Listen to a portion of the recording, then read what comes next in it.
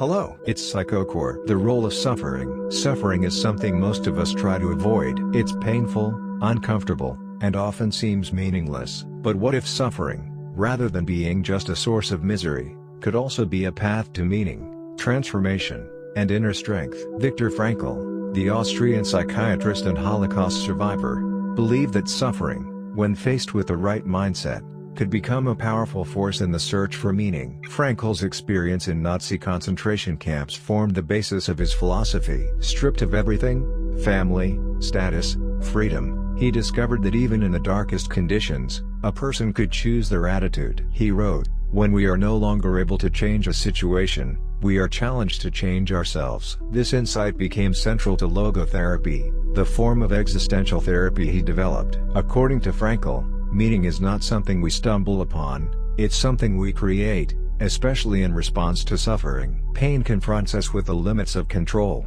the fragility of life, and the reality of death. Yet these very confrontations invite us to grow, to reach deeper within ourselves, and to find values that transcend temporary circumstances. Suffering can act as a wake-up call. It disrupts the illusion of comfort and forces us to confront the deeper questions. Who am I? What truly matters? What do I live for? These questions can feel overwhelming, but they are also opportunities. They invite us to engage with life on a more profound level, not just react to it. There is a hidden power in suffering when we stop asking why me and begin to ask what now. This shift is where transformation begins. Suffering can be the crucible where character is formed, where resilience is built, and where empathy is born. It teaches humility, deepens compassion, and strips away what is inessential. Consider the stories of people who have gone through intense hardship, illness, loss, exile, and emerged with a renewed sense of purpose. Many speak of how their pain gave them insight,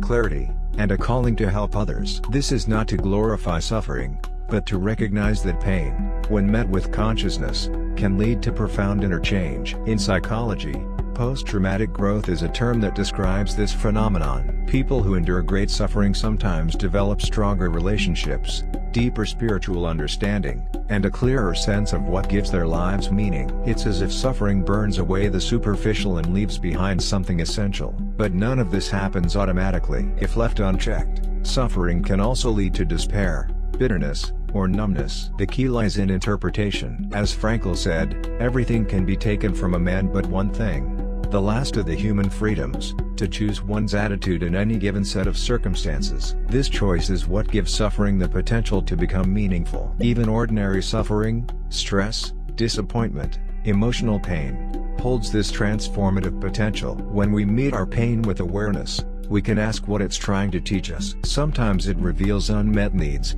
unresolved grief, or suppressed desires. Sometimes it shows us what we value most, or what we fear losing. Spiritual traditions across the world echo these insights. In Buddhism, suffering is the first noble truth, but it's not the end of the path, it's the beginning. In Christianity, suffering is tied to redemption and resurrection. In many indigenous traditions, pain is a teacher and a rite of passage. Jungian psychology also views suffering as part of the individuation process, the journey toward becoming a whole self. The wounded healer is a recurring archetype, representing the idea that those who suffer are uniquely equipped to heal others. Our wounds can become sources of wisdom if we are willing to learn from them. So how can we approach our own suffering in a meaningful way? The first step is to allow it. Rather than suppressing pain, we can make space for it. This does not mean drowning in sorrow, but rather being present with our experience without judgment. Through journaling, therapy, meditation, or art, we can give voice to our inner world. Connection also matters. Sharing our suffering with others,